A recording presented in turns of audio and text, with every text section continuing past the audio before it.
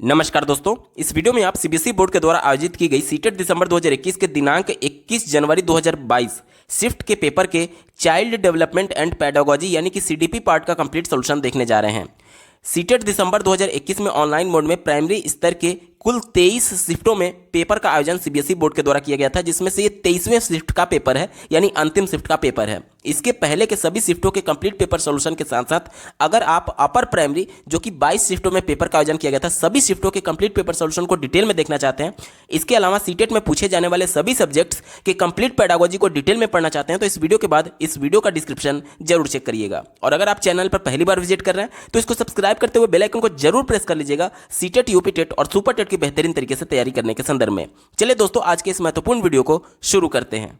पहला प्रश्न पूछा गया है, बाल विकास के सिद्धांतों के संदर्भ में निम्न में से कौन सा कथन सही है? पॉजिटिव सेंस में हमसे प्रश्न पूछा गया है। चौथे विकल्प से शुरुआत करेंगे। कहा जा रहा है कि विकास पूर्णतः संख्यात्मक है और इसे सटीक रूप से मापा जा सकता है।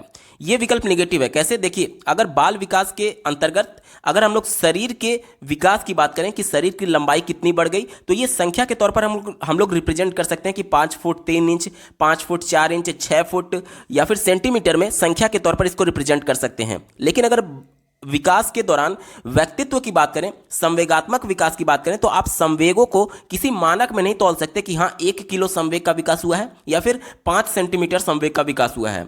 यानी कि संवेग हो गया, व्यक्तित्व हो गया, ये सभी चीज जो है वो गुणात्मक होते हैं, जिसे हम संख्या के तौर पर रिप्रेजेंट नहीं कर सकते। इस वजह से ये कहना कि विकास पूर्णतः संख्यात्मक होता है, ये निगेटिव है, हमारा उत्तर नहीं होगा। ठीक है, चलिए तीसरा दिया गया है। यहां पर देखिए थोड़ा सा मिसप्रिंट है, ये एस नहीं बल्कि एक है। कहा जा रहा है कि एक क्षेत्र में विकास का अन्य क्षेत्रों के विकास पर कोई प्रभाव नहीं पड़ता है। जैसे कि मान लीजिए कोई बच्चे में संवेगात्मक तौर पर सही से विकास नहीं हुआ है, यानी कि संवेग के तौर पर वो अस्थिर है, बार बार वो या तो गुस्सा हो जाता है, बार बार बहुत जल्दी उसे एक तरीके से अपने संवेगों को कंट्रोल नहीं कर पा रहा है। तो जैसे कि मान लीजिए बच्चा अगर विद्यालय में पढ़ भी रहा है तो बार बार अगर उसे गुस्सा आता है या फिर बार बार वो रोने लगता है, भय उत्पन्न होता है, तो वो अपना फोकस पढ़ाई पर नहीं दे पाएगा। यानी कि कहीं ना कहीं एक विकास का एक क्षेत्र है जिसे संवेगात्मक विकास बोलते हैं, अगर वो प्रभावित हो गया तो उसकी वजह से बच्चे का संज्ञानात्मक विकास भी प्रभावित होगा, क्योंकि वो अपना फोकस पढ़ाई पर ना दे करके उस समस्या पर दे पा रहा है जिसके वजह से संवेगात्मक विकास नहीं हुआ था, या फिर जिसके वजह से उसके मन में भय उत्पन्न हो रहा है, जिसके वजह से उसे बार बार गुस्सा आ रहा है। यानी उसका ध्यान उस बात पर जाएगा ना कि पढ़ाई पर। इस वजह से जब बच्चे में संवेगात्मक विकास अस्थिर होता है, सही से नहीं हो पाता है, तो संज्ञानात्मक विकास भी पूरी तरीके से प्रभावित होता है। और यह विकल्प कहता है कि कोई भी प्रभाव नहीं पड़ता है, यह नेगेटिव सेंस में हमारा उत्तर नहीं होगा। दूसरा देखिए, विकास आनुवांशिकता और पर्यावरण से प्रभावित नहीं होता है। यह भी विकल्प नेगेटिव है। कैसे? ध्यान से समझिएगा। मान लीजिए कि एक किसान के द्वारा किसी वर्ष अच्छी किस्म का बीज बोया गया, यानी अच्छे किस्म का बीज, यानी कि उनमें आनुवांशिकता, जो पहले के पौधे थे उनके अच्छे गुण उसमें आ चुके हैं, यानी आनुवांशिकता अच्छी थी। ठीक है, लेकिन मान लीजिए उस वर्ष बारिश ही नहीं हुई। बारिश क्या है? पर्यावरण का भाग है। तो भले ही कितने उत्तम किस्म का आप बीज बोएंगे, लेकिन पर्यावरण के एब्सेंस में फसल उस साल अच्छा नहीं होगा। या फिर मान लीजिए बहुत अच्छा बारिश हुआ लेकिन बीज उत्तम किस्म का नहीं था, फिर भी फसल अच्छा नहीं होगा। यानी दोनों की रिक्वायरमेंट है, दोनों के अंतःक्रिया के माध्यम से ही फसल अच्छा होगा। बच्चों का जो विकास होता है आनुवांशिकता और पर्यावरण से पूरी तरीके से प्रभावित होता है, और यह विकल्प कह रहा है कि प्रभावित नहीं होता है, यानी कि यह भी निगेटिव हो गया, हमारा उत्तर नहीं होगा। एक ही विकल्प बचा, ऑप्शन नंबर 1 देखिए, विकास शरीर के केंद्रीय भाग से बाहर की तरफ होता है। ये बिल्कुल एप्रोप्रिएट जवाब है। यानी कि मान लीजिए ये मनुष्य का शरीर है, तो यहाँ केंद्र बिंदु उसका हार्ट हो गया, हार्ट के बाद से बाहर की तरफ उसके शरीर के अंगों का विकास होता है। ये पहला विकल्प कह रहा है और यही बिल्कुल एप्रोप्रिएट जवाब है। विकल्प नंबर 1 सही उत्तर होगा। अगला प्रश्न पूछा गया था, बच्चों में भाषा विकास किससे प्रभावित होता है? ध्यान से समझिएगा, इंपॉर्टेंट क्वेश्चन है। बच्चे किस प्रकार से भाषा के बारे में सीखते हैं, ये हमसे पूछा जा रहा है कि किस किस से ये प्रभावित होता है। तो ये आनुवांशिकता के साथ साथ पर्यावरण दोनों से प्रभावित होता है। कैसे? ध्यान से समझिएगा। पहले आनुवांशिकता की बात करेंगे। कई लोगों को आपने देखा होगा कि अटक अटक करके बोलते हैं, वो एक बीमारी की वजह से होता है। जो हमारे मुख के अंदर जो भी जिससे आवाज़ निकलती है, जो भी एक तरीके से आवाज़ उत्पन्न करने वाले तंत्र हैं, उसमें अगर कुछ गड़बड़ी है, जैसे कि हमारे अंदर शारीरिक कुछ अक्षमता है, उसके वजह से जैसे कि किसी का जीभ कटा होता है, और इन सब के वजह से ये क्या होता है कि वो सही से वर्णों का उच्चारण नहीं कर पाते हैं। तो जब ये आनुवांशिक हो सकता है, मान लीजिए उनके माता पिता में भी था और उसके वजह से उसके बच्चे में भी आ गया, तो जब माता पिता सही से उच्चारण नहीं कर पा रहे थे उस शारीरिक अक्षमता की वजह से, उस जीभ कटे होने की वजह से, तो बच्चे में भी अगर जीभ कटा हुआ है तो वो भी सही से उच्चारण नहीं कर पाएगा। यानी कि ये आनुवांशिकता से भी प्रभावित होता है बच्चे का विकास। या फिर कई लोग क्या होते हैं कि अटक अटक करके बोलते हैं कॉन्फिडेंस की कमी की वजह से। तो जब बच्चे में अगर ये बीमारी उनके आनुवांशिकता की वजह से आ गई तो बच्चे को भी बोलने में दिक्कत होगी। और बोलना क्या है? भाषा को रिप्रेजेंट करना, अपने आप को रिप्रेजेंट करना। यानी कि आनुवांशिकता पूरी तरीके से प्रभावित करती है भाषा विकास को। और दूसरा होता है पर्यावरण। पर्यावरण कैसे? देखिए, बच्चे भाषा का अर्जन कैसे कैसे करते हैं? वातावरण में, नेचुरल इन्वायरमेंट में भाषा का अनुकरण करते करते। यानी कि पर्यावरण जो है वो पूरी तरीके से रिस्पॉन्सिबल है बच्चे के भाषा विकास के संदर्भ में। इसीलिए तो आप देख रहे होंगे कि जो इंग्लिश मीडियम के स्कूल के बच्चे होते हैं वो प्राइमरी में ही इंग्लिश बोलना सीख जाते हैं, जबकि स्टेट गवर्नमेंट के जो स्कूल होते हैं, जो हिंदी मीडियम के जो स्कूल होते हैं, उसमें बच्चे अंत तक भी अगर बहुत ज़्यादा प्रयास करें तो उतना कॉन्टिन्यूअस, उतना अच्छे तरीके से इंग्लिश नहीं बोल पाते हैं।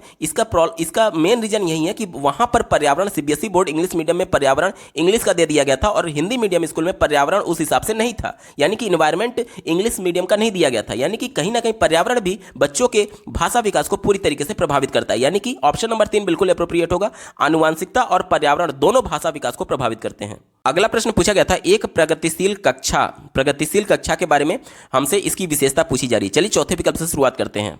अधिगम के व्यवहारवादी सिद्धांतों पर निर्भर करता है। व्यवहारवादी का मतलब कि एक स्टिमुलस होगा और उसके अगेंस्ट रिस्पॉन्स किया जाएगा। जैसे कि मान लीजिए बच्चे को किसी संप्रत्यय के बारे में उत्सुकता है, तो क्या वो किसी स्टिमुलस या किसी उद्दीपक का इंतजार करेगा? कि जब उत्सुकता है तो वो इंटरनली मोटिवेटेड होगा रुचि की वजह से, और वो खुद करके या फिर अन्वेषण के माध्यम से सीख रहा होता है। यानी कि जो प्रगतिशील कक्षा है वो संरचनावाद को सपोर्ट करती है, ना कि व्यवहारवादी को। और संरचनावाद के सबसे बड़े जो समर्थक थे वो जीन पियाजे और लेव वाइगोत्स्की थे। उन्होंने ये बताया कि बच्चे सक्रिय रूप से भागीदारी करके अपने ज्ञान की रचना करते हैं अन्वेषण और खोज के माध्यम से, ना कि किसी स्टिमुलस, ना कि किसी उद्दीपक का इंतजार करें। उद्दीपक क्या है? सीधे तौर पर एक प्रेरक समझ लीजिए, जो कि बच्चों को प्रेरणा देगा रिस्पॉन्स करने के लिए, सीखने के लिए। तो ये विकल्प निगेटिव है, क्योंकि देखिए जो इनाम हम लोग देते हैं बच्चों को, आपको लग रहा होगा कि इनाम या फिर ये सभी चीज़ें, स्टिमुलस जो होता है वो पॉजिटिव सेंस में होता है, लेकिन ये निगेटिव सेंस में है। क्योंकि जो स्टिमुलस होता है वो काफ़ी कम समय के लिए बच्चों को प्रेरित करता है। जैसे कि मान लीजिए आपके घर में कोई छोटा बच्चा होगा,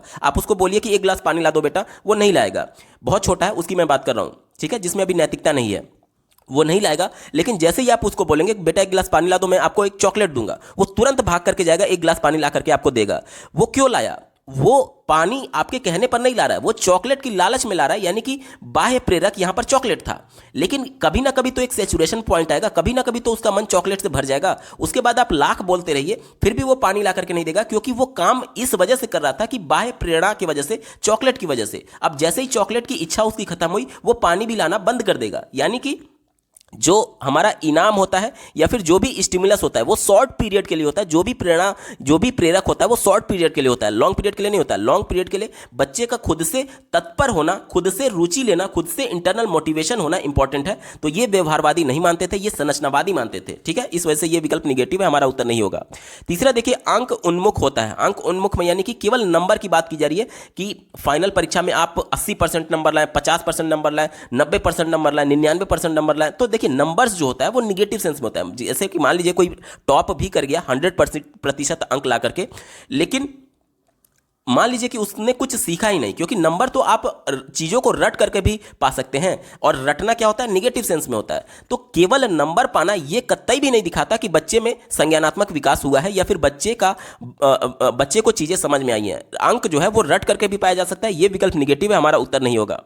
पहला विकल्प देखिए, केवल मूक श्रवण को प्राथमिकता देता है। मूक श्रवण यानी कि साइलेंट लिसनर्स की बात की जा रही है। तो आपको आगे विचार ही नहीं करना, केवल वर्ड आपने देख लिया। मैंने बार बार कह रहा हूं कि केवल, एकमात्र, एक ही, यही, जितने भी ये सब शब्द होते हैं विकल्प को संकुचित कर देते हैं, निगेटिव वर्ड्स होते हैं। इस वजह से ये विकल्प निगेटिव हो गया, हमारा उत्तर नहीं होगा, ठीक है। और वैसे भी ये केवल साइलेंट लिसनिंग की बात कर रहा था, तो ये एक तरीके से निगेटिव सेंस में इसलिए भी है क्योंकि आज हम लोग सक्रिय भागीदारी की बात करते हैं बच्चों की। तो यहां पर बच्चे मुक्त श्रवण होकर के नहीं सुनेंगे, बल्कि इंटरैक्टिव कक्षा होगा जिसमें बच्चे भी प्रश्न पूछ रहे होंगे अपनी उत्सुकता को शांत करने के लिए, अपनी जिज्ञासा को शांत करने के लिए। और यहां पर बच्चे बिल्कुल शांत हैं, यानी कि बच्चे इंटरैक्टिव नहीं है, वो केवल शांत बैठ करके चीजों को बस देख रहे हैं, समझ रहे हैं। ठीक है, इसका मतलब ये हुआ कि ये प्रगतिशील कक्षा नहीं होगा।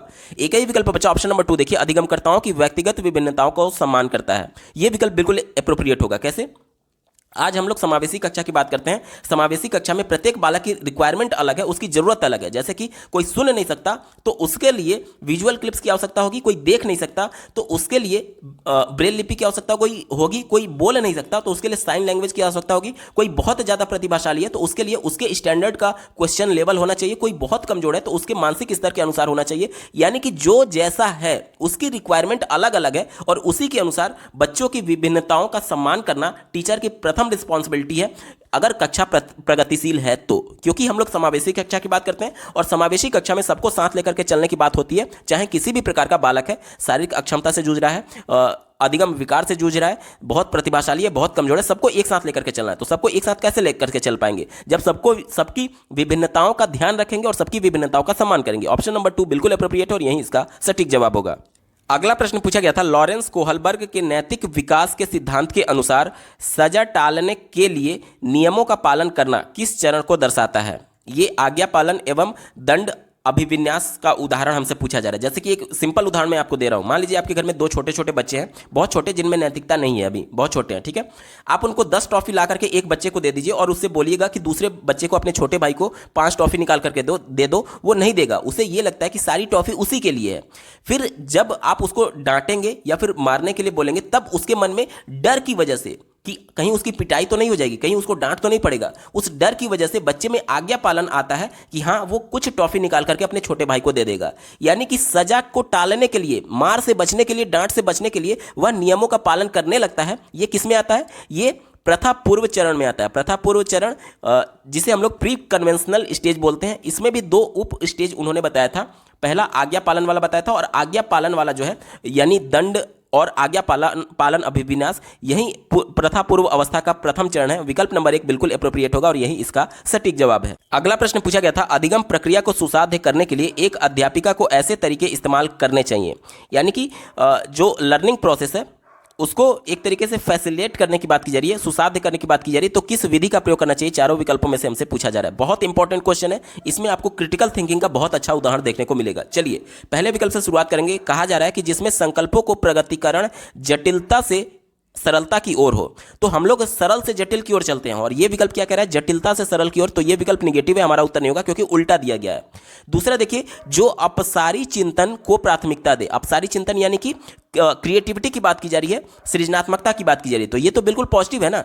तो आपको लग रहा होगा कि ये विकल्प सही है, फिर भी मैं चलिए सही मान करके चल रहा हूं आपके लिए कुछ समय के लिए। ठीक है, लेकिन कैसे क्रिटिकल थिंकिंग के माध्यम से आपका उत्तर बदलता है सीटेट की परीक्षा में, वो आपको बेहतर इस प्रश्न के माध्यम से समझ में आएगा। चौथे विकल्प की बात करेंगे। कहा जा रहा है जो विद्यार्थियों के बीच प्रतिद्वंदिता रूपी संस्कृति पैदा करता है। प्रतिद्वंदिता मतलब कि एक तरीके से कॉम्पिटिटिव कल्चर की बात की जा रही है, कंपटीशन की बात की जा रही है एक दूसरे से। तो क्या ये प्रैक्टिकली संभव है? आज हम लोग समावेशी कक्षा की बात करते हैं जिसमें प्रत्येक बालक की जरूरत अलग अलग है। अब जो बच्चा सुन नहीं सकता उसका कंपटीशन आप जो बच्चा देख नहीं सकता उसे कैसे कर सकते हैं? जैसे कि मान लीजिए कोई मौखिक परीक्षा लिया जा रहा है, तो जो बच्चा सुन नहीं सकता तो उसका जवाब दे नहीं पाएगा उत्तर सुन करके। और मान लीजिए लिखित परीक्षा लिया जा रहा है और सभी बच्चों का एक साथ लिया जा रहा है, तो जो बच्चा देख नहीं सकता वो लिखित परीक्षा कैसे देगा? तो इस वजह से सबकी जरूरतें अलग अलग हैं और सबका एक दूसरे से कंपटीशन नहीं कराया जा सकता। एक कक्षा में बहुत प्रतिभाशाली बालक भी है और बहुत कमजोर बालक भी है। तो जब दोनों के बीच में आप कंपटीशन कराएंगे तो ये तो सबको पता है ना कि जो कमजोर बालक है वो अच्छा परफॉर्म नहीं करेगा। तो जाहिर सी बात है, जब आप उसको कंपटीशन कराएंगे और कक्षा में उसके नंबर्स को डिस्क्लोज कर रहे होंगे तो बच्चे में हीन भावना का शिकार आ जाएगा कि एक तो मैं सीख नहीं पा रहा हूं, ऊपर से कक्षा में मेरी अलग से बेइज्जती की जा रही है। यानी कि कंपटीशन हमेशा निगेटिव सेंस में होता है जब एक दूसरे का आपस में करते हैं। कंपटीशन होना चाहिए लेकिन खुद से खुद का होना चाहिए कि बच्चे ने कल तक कितना सीखा था और आज उसमें कितना प्रोग्रेस हो गया है। किसी दूसरे बच्चे से कंपटीशन नहीं कराया जा सकता। ये निगेटिव सेंस में होता है, हमारा उत्तर नहीं होगा। ये वाला विकल्प गलत हो गया। अब हमारे पास एक ही विकल्प बचा है, तीसरा। देखिए क्या कहा जा रहा है, जो विभिन्न संकल्प, यहां पर मिसप्रिंट हुआ, संकल्प नहीं होना चाहिए, कॉन्सेप्ट्स की बात की गई है, संकल्पना की बात की गई है। ठीक है, तो यहां पर भी कॉन्सेप्ट्स की बात की गई थी, संकल्पना था। जो विभिन्न कॉन्सेप्ट्स के बीच संबंध खोजने को महत्व दे। अब जैसे मान लीजिए एक प्रमेय मैं बच्चे को पढ़ा रहा हूं, तो एक प्रमेय का दूसरे प्रमेय में यूज किया जाता है, यानी कि एक कॉन्सेप्ट जो मैंने एक परिस्थिति में सीख लिया है उसका दूसरी परिस्थिति में आगे जाकर के फ्यूचर में यूज होगा ही होगा। तो ये संबंध हम लोग कैसे खोजते हैं? जब बच्चा क्रिएटिव होगा, जब बच्चा अपसारी चिंतन कर रहा होगा, यानी कहीं ना कहीं जो दूसरा वाला विकल्प है वो पहले से ऑप्शन नंबर 3 में इंक्लूडेड है। क्योंकि जब हम लोग संबंध खोजेंगे, जब एक दूसरे से रिलेशन खोजने की कोशिश करेंगे, यानी कि अपने क्रिएटिव थिंकिंग की बात की जा रही है, आलोचनात्मक सोच की बात की जा रही है, अपसारी चिंतन की बात की जा रही है। इस वजह से जो दूसरा विकल्प था वो केवल अपसारी चिंतन तक सीमित था, लेकिन तीसरा जो विकल्प है वो अपसारी चिंतन का प्रयोग करते हुए एक रिजल्ट पर पहुंचने की बात कर रहा है। इस वजह से ये ज्यादा एप्रोप्रिएट हो जाएगा और ये वाला अब संकुचित हो जाएगा, क्योंकि दूसरा वाला पहले से ऑप्शन 3 में इंक्लूडेड है। इस वजह से विकल्प नंबर 2 गलत है और ऑप्शन नंबर 3 सही जवाब हो जाएगा। उम्मीद करता हूं आपको बेहतर तरीके से समझ में आया होगा। अगला प्रश्न पूछा गया था, लेव वाइगोत्स्की का सिद्धांत मुख्यतः क्या व्याख्या करता है? ध्यान से समझिएगा। लेव वाइगोत्स्की ने सामाजिक सांस्कृतिक अंतःक्रिया का सिद्धांत दिया था, जिसके माध्यम से उन्होंने बताया कि बच्चे अपने से ज्यादा, जो थोड़ा बहुत भी अपने से ज्यादा जो बच्चा जानता है उससे इंटरेक्शन करके अंतःक्रिया के माध्यम से सीखते हैं। उन्होंने एक वर्ड दिया था MKO, मोर नॉलेजेबल अदर, यानी कि जो मेरे से थोड़ा बहुत भी ज्यादा जानता है, अगर मैं उससे कुछ इंटरेक्शन करूंगा तो मैं उससे कुछ सीख सकता हूं। यह बताया था लेव वाइगोत्स्की ने, यानी कि एक दूसरे से बातचीत करके, अंतःक्रिया करके, इंटरेक्शन करके, कम्युनिकेशन करके ही बच्चे सीखते हैं समूह में। ठीक है, इसी को ध्यान में रख करके उत्तर ढूंढेंगे। चौथा दिया गया है अभिप्रेरणा पर आरोपण प्रतिरूप के प्रभाव को। तो ये विकल्प निगेटिव है, क्योंकि मान लीजिए बच्चे के अंदर जिज्ञासा है, किसी कॉन्सेप्ट के बारे में जानने के लिए, तो क्या वो इंतजार करेगा कि कोई मुझे मोटिवेट करे? जैसे बच्चा जब परिवार में जन्म लेता है, जब वो 1-2 साल, 2.5 साल, 3 साल का हो जाता है, तो अपने आसपास में नई नई चीजों को देखते हुए अपने माता पिता या फिर किसी भी सदस्य, परिवार के सदस्य से पूछ रहा होता है कि ये क्या है, ये कैसे होता है। उसके अंदर इतनी इच्छा होती है किसी नई चीज को जानने के लिए, वो लगातार आपसे बार बार प्रश्न पूछ रहा होता है, तो वो रुचि ले रहा है उस चीज में, इस वजह से पूछ रहा है। ना कि आप उसके लिए मोटिवेशन देते हैं कि तुम चॉकलेट हो तभी मैं तुम्हें चॉकलेट दूंगा, तुम प्रश्न पूछना। क्या उसके प्रश्न पूछने के लिए आप चॉकलेट दे रहे हैं? नहीं दे रहे हैं। यानी कि वो खुद से इंटरनली मोटिवेटेड है। यानी कि ये जो अभिप्रेरणा होता है, जो मोटिवेशन होता है, इसकी वजह से बच्चे प्रश्न नहीं पूछ रहे हैं, उसकी वजह से बच्चे इंटरेक्शन नहीं कर रहे हैं, क्योंकि वो उसकी जिज्ञासा है, अपनी जिज्ञासा को शांत करने के लिए वो प्रश्न पूछ रहा है। ठीक है, तो अभिप्रेरणा यानी मोटिवेशन पर आरोपण प्रभाव नहीं होता है लेव वाइगोत्स्की के सिद्धांत के अनुसार। तो ये विकल्प निगेटिव है, हमारा उत्तर नहीं होगा। सीधे तौर पर आप ये समझिए, चौथा विकल्प ये कह रहा था कि मोटिवेशन की रिक्वायरमेंट होती है नई चीजों को सीखने में, तो ये विकल्प निगेटिव है लेव वाइगोत्स्की के अनुसार, क्योंकि लेव वाइगोत्स्की ये मानते थे कि बच्चे अपने जिज्ञासा को, अपनी जरूरतों को पूरा करने के लिए चीजों के बारे में सीखते हैं अंतःक्रिया के माध्यम से। ये विकल्प गलत हो गया। तीसरा देखिए, समाजीकरण के जीव पारिस्थितिकी मॉडल पर, तो ये भी विकल्प निगेटिव है। पहला देखिए, आनुवांशिकता के प्रभाव को, तो ये भी उनके द्वारा नहीं बोला गया था आनुवांशिकता के बारे में कुछ भी। एक ही विकल्प बचा, ऑप्शन नंबर 2 देखिए, संज्ञानात्मक विकास में सांस्कृतिक उपकरणों के योगदान को। ये विकल्प बिल्कुल एप्रोप्रिएट है, क्योंकि उनके सिद्धांत के नाम में ही है सामाजिक सांस्कृतिक अंतःक्रिया का सिद्धांत, और उन्होंने बताया था कि अंतःक्रिया के माध्यम से ही बच्चे संज्ञानात्मक तौर पर विकास कर सकते हैं। विकल्प नंबर 2 बिल्कुल एप्रोप्रिएट है और यही इसका सटीक जवाब होगा। अगला प्रश्न पूछा गया था, क्रिकेट पर वार्तालाप के दौरान एक अध्यापक अधिकांशतः लड़कों से सवाल पूछ रहा है और लड़कियों से नहीं। अध्यापक की यह क्रिया किसका उदाहरण है? ध्यान से समझिएगा। अध्यापक के मन में पहले से ये अवधारणा बनी हुई है कि लड़कियां जो हैं, जो गर्ल्स हैं, वो क्रिकेट नहीं खेलती हैं, और इसकी वजह से लड़कियां क्रिकेट के बारे में उतनी जानकारी नहीं रखती होंगी। ये पहले से टीचर के मन में अवधारणा बैठा हुआ है जेंडर रूढ़िवादिता को लेकर के, जिसकी वजह से वो लड़कियों से प्रश्न नहीं पूछ रहा है और केवल लड़कों से प्रश्न पूछ रहा है। तो ये क्या दिखाता है? ये जेंडर रूढ़िवादिता दिखाता है, और जेंडर के आधार पर, यानी कि लड़के और लड़कियों में भेदभाव किया जा रहा है। लड़के को कहा जा रहा है कि तुम क्रिकेट के बारे, उसके मन में ये धारणा बनी हो कि लड़के क्रिकेट खेलते हैं तो इसलिए क्रिकेट के बारे में वो ज़्यादा जानते होंगे, और लड़कियां क्रिकेट नहीं खेलती हैं इसलिए क्रिकेट के बारे में ज़्यादा नहीं जानती है। ये शिक्षा का सोच है। तो ये किसको दिखा रहा है? ये पक्षपात कर रहा है, और पक्षपात किसके बेस पर किया जा रहा है? जेंडर के बेस पर, कि लड़के और लड़कियों के आधार पर, इसलिए ये जेंडर पक्षपात का उदाहरण है। विकल्प नंबर 2 एप्रोप्रिएट होगा। अगला प्रश्न पूछा गया था, बाल केंद्रित कक्षा में एक अध्यापिका किसको महत्व देती है? बाल केंद्रित कक्षा की बात की जा रही है, जिसमें बालक केंद्र में, बालक के अनुभव की बात की जानी चाहिए, बालक को सक्रिय भागीदारी करा करके खुद अन्वेषण और खोज के माध्यम से ज्ञान की रचना करने की बात होती है। ठीक है, चलिए इसी को ध्यान में रखकर के उत्तर ढूंढेंगे। चौथा विकल्प दिया गया, दंड आधारित कठोर अनुशासन पद्धतियों को। यह विकल्प निगेटिव है। यहां पर 2 निगेटिव वर्ड्स हैं। देखिए, जब हमें उत्तर नहीं पता होता है तो सबसे पहले हम लोग ये देखते हैं कि कौन सा ऐसा विकल्प है जो कि उत्तर हो ही नहीं सकता। एनसीएफ 2005 दंड को पूरी तरीके से निषेध कर दिया है। आप ना तो शारीरिक तौर पर और ना ही शब्दों के तौर पर, शाब्दिक तौर पर बच्चों को दंड दे सकते हैं। शाब्दिक तौर पर दंड मतलब कि किसी को अपशब्द बोल देना, किसी को गाली दे देना, ये सभी चीजें नहीं की जा सकती। तो दंड जहां भी आपको दिख गया, अब आपको आपको आगे पढ़ने के बीच का जरूरत ही नहीं है, वो विकल्प हमेशा निगेटिव होगा, कभी भी आपका उत्तर नहीं होगा। और दूसरा देखिए, कठोर अनुशासन की बात की गई थी। कठोर अनुशासन खुद में अपने आप में निगेटिव है। कैसे? आज हम लोग बाल के समावेशी कक्षा की बात करते हैं, जिसमें प्रत्येक बच्चे की रिक्वायरमेंट अलग अलग है। अब आप मान लीजिए कि आपने ऐसा कठोर अनुशासन बना दिया कि प्रत्येक बच्चा एक ही विधि से पढ़ेगा, तो क्या ये प्रैक्टिकली पॉसिबल है? अगर आप केवल मौखिक तरीके से पढ़ाएंगे तो जो बच्चा देख नहीं सकता उसको देखने में दिक्कत होगी, समझने में दिक्कत होगी ब्लैक बोर्ड पर, और साथ ही जो सुन नहीं सकता उसको भी कॉन्सेप्ट रिसीव करने में प्रॉब्लम होगा। यानी कि कठोर अनुशासन नहीं होना चाहिए, बल्कि वो पद्धति में लचीला होना चाहिए ताकि सबकी रिक्वायरमेंट पूरी की जा सके। इस वजह से ये निगेटिव था, हमारा उत्तर नहीं होगा। तीसरा देखिए, किसी भी तरह से पाठ्यक्रम को समापन करने में, पाठ्यक्रम को खत्म कर, देखिए कक्षा में दो तरीके के टीचर होते होंगे, आप लोग बचपन में पढ़े हैं तो भी समझे होंगे, और अभी जब बीएड बीटीसी किए होंगे तब भी जान रहे होंगे। एक टीचर ये होता है कि जो कॉन्सेप्ट को धीरे धीरे पढ़ाता है, लेकिन जो पढ़ाता है सॉलिड पढ़ाता है कि आपको भविष्य में जाकर के कभी वो कॉन्सेप्ट में कभी डाउट ही नहीं होगा। और एक टीचर ऐसा होता है जो केवल सिलेबस कंप्लीट करने के लिए आपको केवल लिखा रहा होता है। तो ऐसे टीचर से बचने की जरूरत है, क्योंकि सिलेबस कंप्लीट, तो ऐसे तो आपके पास 50 बुक है ना, जो कि सिलेबस उस बुक में दिया हुआ है। तो सिलेबस कंप्लीट करना इंपॉर्टेंट नहीं है, बच्चे के समझ में कितना आ रहा है ये इंपॉर्टेंट है। क्योंकि बच्चा कोई इंफॉर्मेशन गैदर करने का, इंफॉर्मेशन इकट्ठा करने का कोई इलेक्ट्रॉनिक डिवाइस थोड़ी है, स्टोरेज डिवाइस थोड़ी है कि केवल इंफॉर्मेशन भूसा की तरह उसमें भरना है।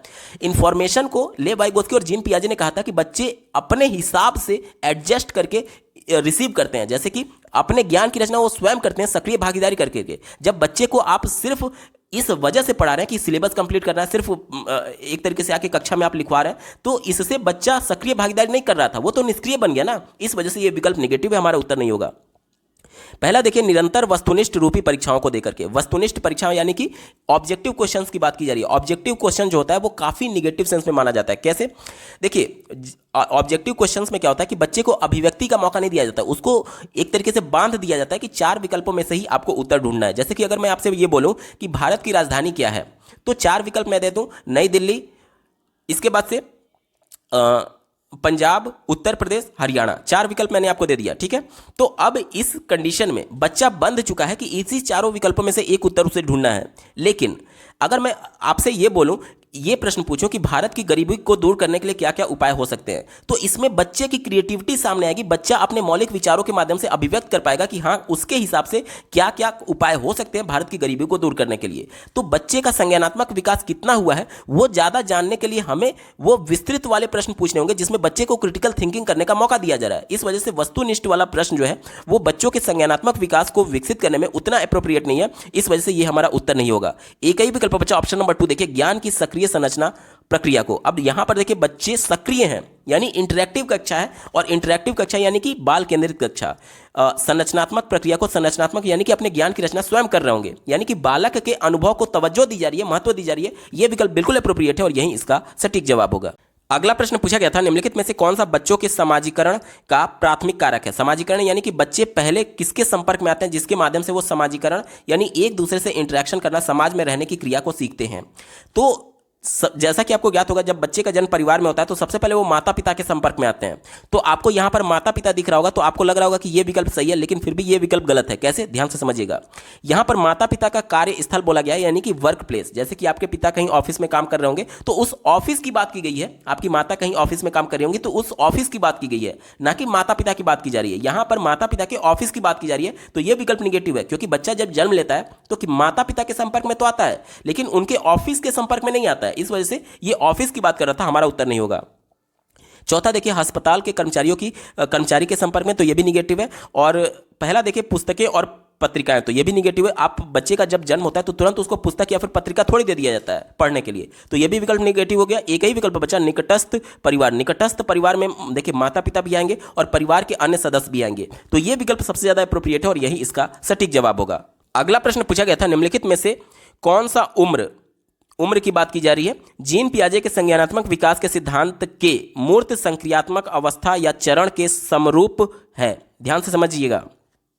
जीन पियाजे ने बच्चों का संज्ञानात्मक विकास किस हिसाब से होता है उसको 4 चरण में बांटा था, जिसमें पहला है संवेदी गामक अवस्था, दूसरा है पूर्व संक्रियात्मक अवस्था, तीसरा है मूर्त संक्रियात्मक अवस्था और अंतिम है अमूर्त संक्रियात्मक अवस्था। यानी तीसरे नंबर पर मूर्त संक्रियात्मक अवस्था आता है, जिसमें जो 0 से 2 साल है यानी कि जन्म से 2 साल, ये संवेदी गामक की अवस्था होती है। तो ये तो हमारा उत्तर होगा नहीं, क्योंकि हमसे मूर्त पूछा गया था और ये संवेदी था। ठीक है। दूसरा देखिए पूर्व संक्रियात्मक अवस्था होता है जो 2 से 7 साल होता है, तो ये भी हमारा उत्तर नहीं होगा। चौथा देखिए 11 साल से ऊपर ये अमूर्त संक्रियात्मक अवस्था होता है, तो ये भी हमारा उत्तर नहीं होगा। एक ही विकल्प बचा ऑप्शन नंबर 3, देखिए 7 से 11 साल, ये अवस्था जो होती है वो मूर्त संक्रियात्मक अवस्था की होती है, यानी बच्चे मूर्त अवस्था में चीजों को देख करके उसके बारे में चिंतन करना सीख जाते हैं। विकल्प नंबर 3 बिल्कुल एप्रोप्रिएट है और यही इसका सटीक जवाब होगा।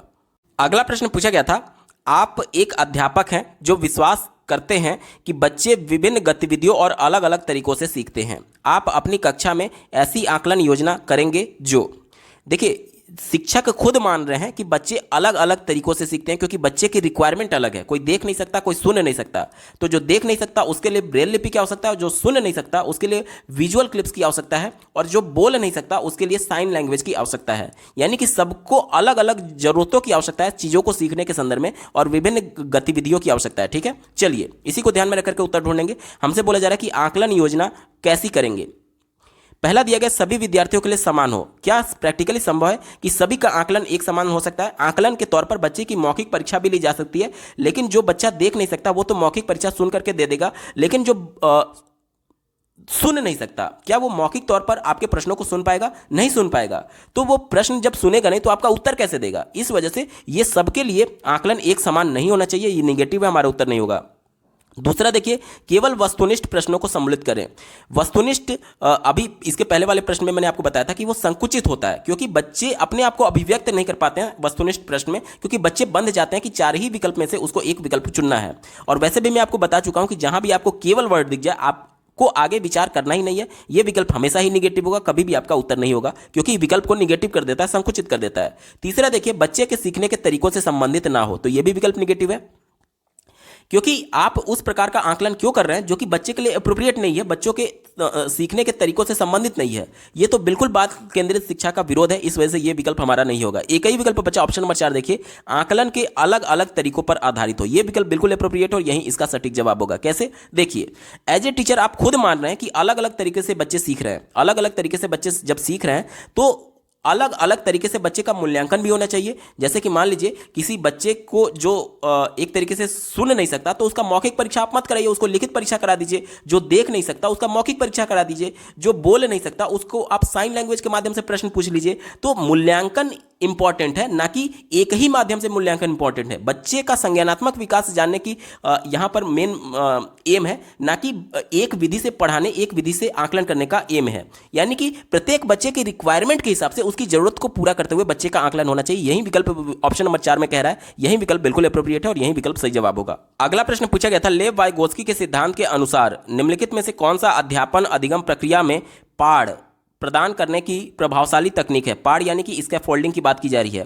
स्कैफोल्डिंग क्या होता है पहले इसको समझ लेते हैं। जैसे कि मान लीजिए बच्चा जब स्टार्टिंग स्टेज में साइकिल चलाना नहीं जानता है तो पहले उसके माता पिता या फिर परिवार के सदस्य या फिर किसी दोस्त के द्वारा साइकिल को पीछे से पकड़ा जाता है, और धीरे धीरे जब वो बैलेंस बनाना सीख जाता है तब वो जिंदगी भर उसका पीछे पकड़ के सपोर्ट नहीं करते हैं साइकिल सीखने में। यानी कि जब यही स्कैफोल्डिंग होता है, यानी कि शुरुआती दौर में बच्चे को, अगर बच्चा कहीं फंस गया है तो उस समस्या से निकलने के लिए जो शॉर्ट पीरियड के लिए बच्चे को सपोर्ट किया जाता है वही पार्ट होता है, स्कैफोल्डिंग होता है। इसी को ध्यान में रखकर के उत्तर ढूंढेंगे। चलिए पहले विकल्प से शुरुआत करते हैं। कहा जा रहा है कि समस्या के समाधान हेतु स्थिर पद दर पद निर्देश देना, यानी कि हर स्टेप पर निर्देश देने की बात की जा रही, तो ये विकल्प निगेटिव है। क्योंकि एक बार जब बच्चे ने साइकिल चलाना सीख लिया तो क्या वो उसके बाद भी आप उसको पकड़ करके सपोर्ट देते हैं? नहीं देते हैं। यानी कि ये हर स्टेप पर नहीं होगा, स्टार्टिंग में केवल होगा, या फिर जहां पर बच्चा फंसा हुआ केवल वहां उस स्टेज में होगा। तो ये विकल्प निगेटिव था, क्योंकि स्टेप बाय स्टेप हमेशा बच्चे की सपोर्ट की बात कर रहा था।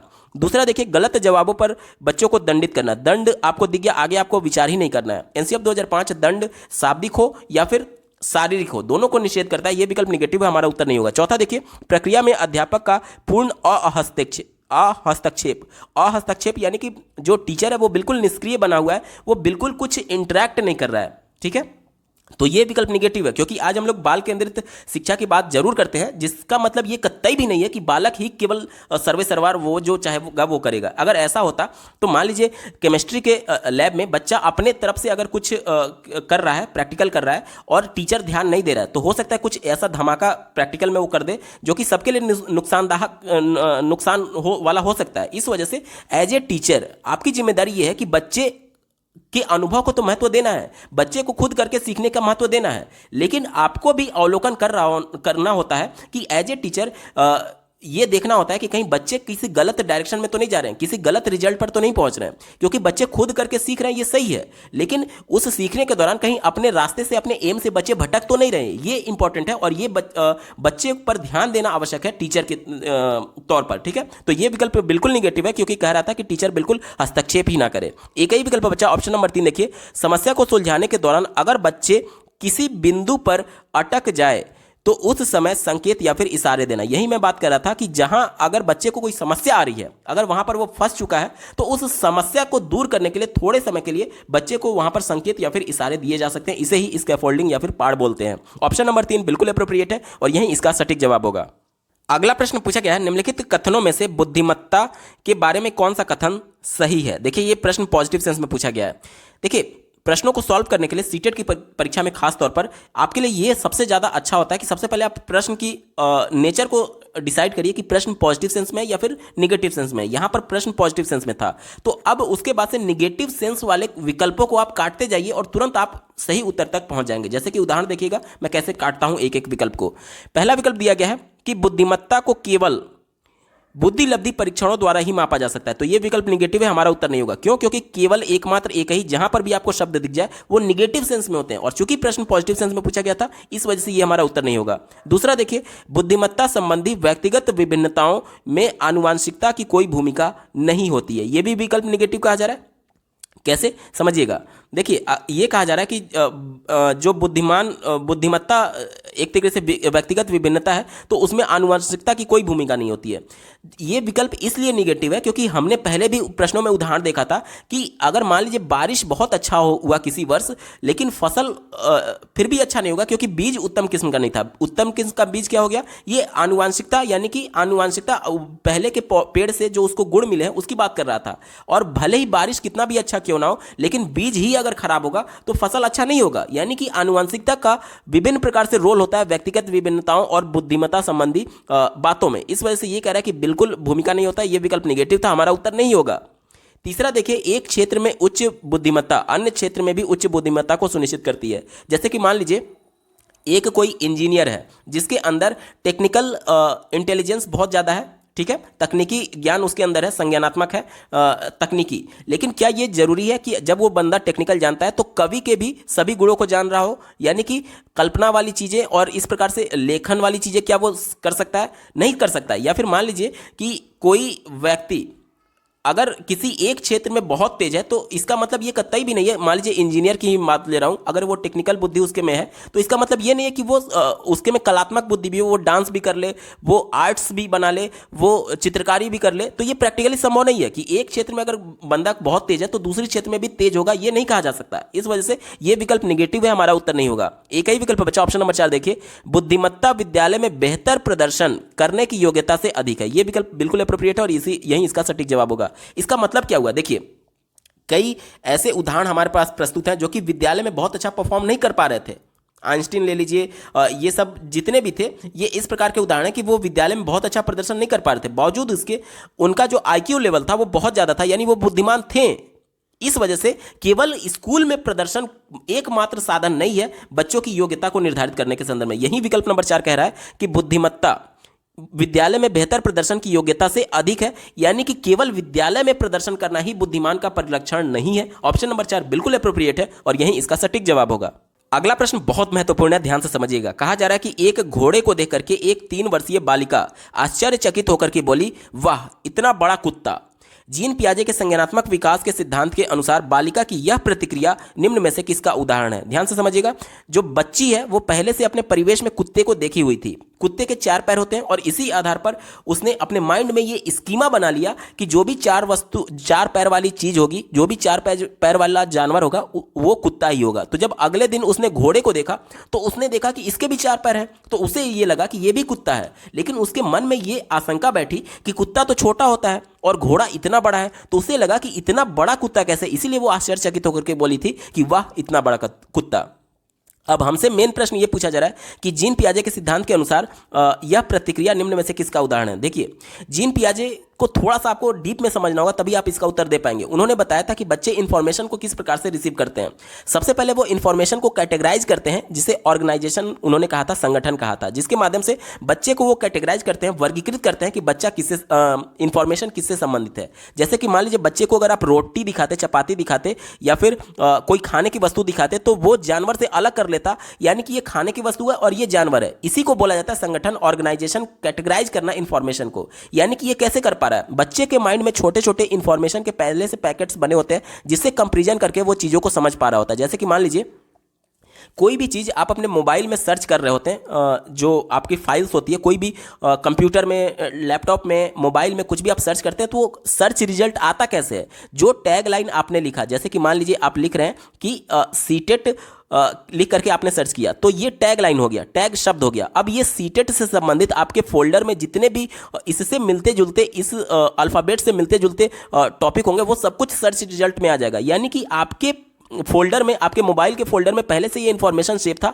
और उससे कंपैरिजन करके आपको रिजल्ट दिया गया। बच्चे के भी माइंड में इसी प्रकार से होता है। जब बच्चे को लगा कि कितना बड़ा कुत्ता, यानी कुत्ते का इंफॉर्मेशन पहले से बच्चे के माइंड में बना हुआ था, और जब उसने घोड़े को देखा तो उसे लगा ये भी कुत्ता है। क्यों? क्योंकि उसने 4 पैर के आधार पर केवल कैटेगराइज किया था। तो वो जब कुत्ते को देखी तो उसके माइंड में कंपैरिजन हुआ कि क्या इसके पहले मेरे माइंड में इससे संबंधित एक तरीके से स्कीमा बना हुआ है। तो वो सर्च की तो उसे लगा कि हाँ 4 पैर वाला तो मेरे माइंड में स्कीमा बना हुआ है, जिसे कुत्ता के बारे में वो जान रही थी। इस वजह से उसने घोड़े को भी कुत्ता कहा था।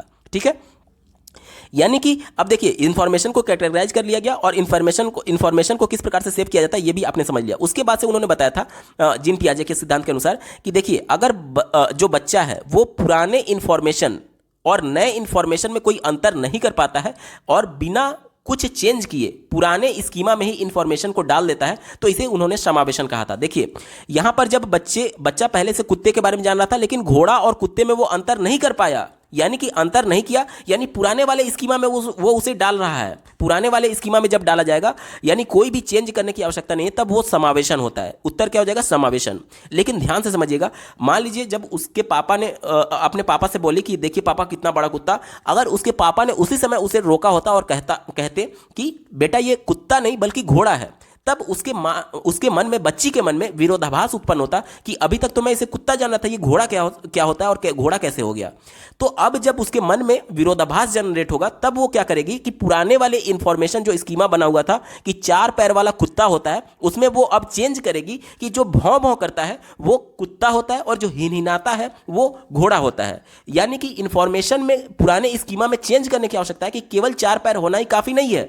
कुत्ते का भौंकना भी रिक्वायरमेंट है, तभी वो कुत्ता बोला जाएगा। और घोड़ा केवल 4 पैर होना जरूरी नहीं, बल्कि घोड़े का हिनहिनाना आवश्यक है, तब हम लोग घोड़े के तौर पर उसको कैटेगराइज करेंगे। यानी कि पुराने स्कीमा, कुत्ता वाले स्कीमा में उसने चेंज किया कि भौं भौं करना भी रिक्वायरमेंट है। यानी अगर पुराने स्कीमा में, पुराने इंफॉर्मेशन में चेंज करना पड़े नए इंफॉर्मेशन के विरोधाभास होने की वजह से, तो उस कंडीशन में समायोजन होता है। ठीक है, यानी कि अगर पुराने इंफॉर्मेशन और नए इंफॉर्मेशन में अंतर बच्ची कर लेती है तो समायोजन होगा, और पुराने इंफॉर्मेशन और नए इंफॉर्मेशन में एक तरीके से अंतर नहीं कर पाती है तो समायोजन होगा। यहां पर घोड़ा और कुत्ते में बच्ची ने अंतर नहीं कर पाया था, इसीलिए घोड़े को वो कुत्ता बोल रही थी, यानी अंतर नहीं कर पाई थी, इसलिए ये समावेशन का उदाहरण है। विकल्प नंबर 1 बिल्कुल एप्रोप्रिएट होगा। उम्मीद करता हूं आपको बेहतर तरीके से समझ में आया होगा।